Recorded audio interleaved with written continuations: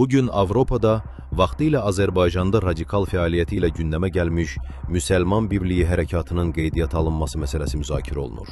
Amma Avropa bu təşkilatın keçmişini nə qədər yaxşı tanıyır? 2015-ci ildə Nardaranda təşkilatın üzvləri ilə polis arasında silahlı qarşıdurma baş vermiş, 2 polis əməkdaşı həlak olmuşdu. Azərbaycan tərəfi hərəkatı dövlət quruluşunu dəyişdirərək şəriət əsaslı idarə etmə yaratmaq cəhdində ittiham edib.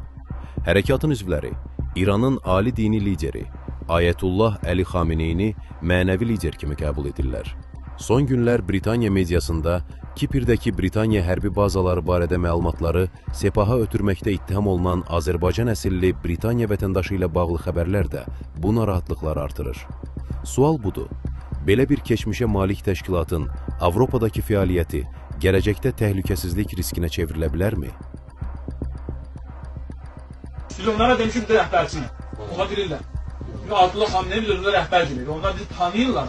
Belə deyil. Biz getmiş onlara demişik, biz demokratı, bizim əyalçı yol, bizim Xameneyi yox. Mən rəhbər Xameneyi. Bizim ümumiyyətlərlə əsas Azərbaycanda tutanlarımız var, ideoloji.